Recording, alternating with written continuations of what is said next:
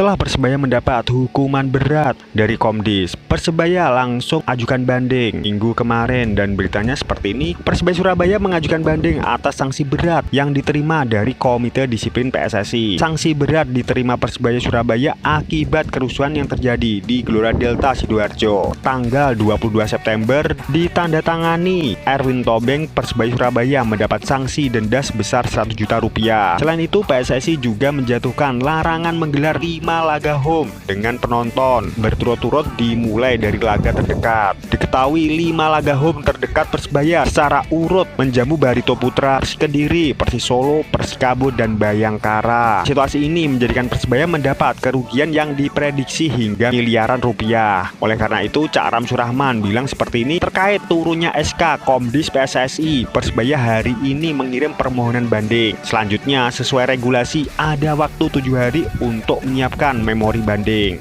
Mengenai alasan langkah yang dilakukan pihaknya, Ram enggan menjelaskan secara detail dan melanjutkan, untuk alasan nanti kami akan ketemu tim legal untuk siapkan memori bandingnya. Yang jelas kami minta pengurangan hukuman, bagian dari spirit sanksi sebagai proses edukasi, pungkasnya. Ram berharap kerusuhan ini menjadi terakhir serta bersama-sama memperbaiki Persebaya. Kita harapkan bersama kerusuhan ini menjadi yang terakhir dan bersama-sama memperbaiki diri untuk Persebaya yang lebih baik, pungkasnya. Nah, mengenai hukuman yang didapatkan oleh Persebaya, selaku sekretaris Persebaya Cak Ram Surahman langsung mengajukan banding hari Minggu kemarin, dan semoga ditindaklanjuti secara positif karo pihak Komdis melihat Persebaya benar-benar merasa dirugikan dengan 5 kali pertandingan home tanpa penonton. Selain penghasilan dari tiket, Persebaya juga pastikan banyak kerugian dari sponsor. Semoga wae tindakan Persebaya mendapat restu, mendapat izin dari PSSI untuk setidaknya mengurangilah sanksi yang diterima Persebaya.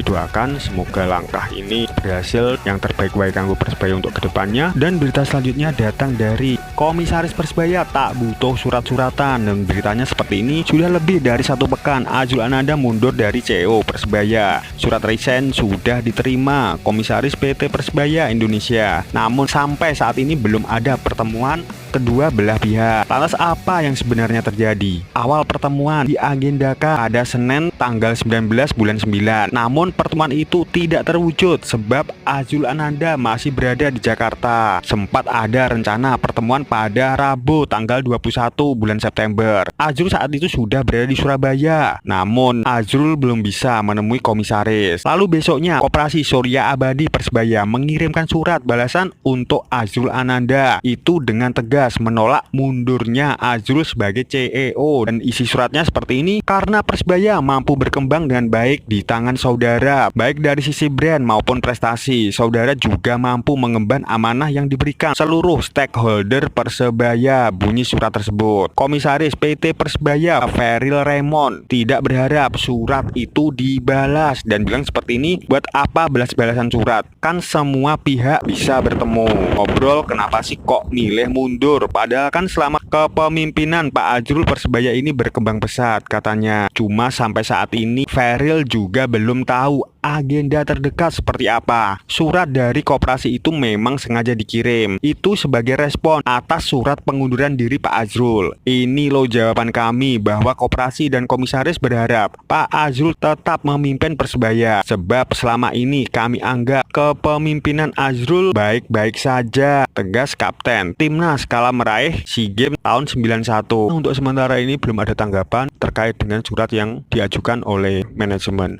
Ini berawal dari Bos Azrul sing mundur. Terus mari ngono pihak manajemen mengajak diskusi terkait karo mundurnya Bos Azrul Ananda. Mergo selama ini dirasa Bos Azrul ini tidak ada hal yang perlu dikritik. Persebaya berjalan dengan bagus dan gak ada masalah sedikit pun. Memang di musim ini kondisinya gak begitu sesuai dengan rencana, makanya tim Persebaya sekarang ada di peringkat ke-14. Tapi semoga wae ke depan ada titik temu antara kedua belah pihak dan menemukan solusi yang terbaik lah untuk kedepannya. Didoakan yang terbaik baik kanggo Persebaya untuk kedepannya, dan salam satu nyali Wani. Sebelumnya, assalamualaikum warahmatullahi wabarakatuh.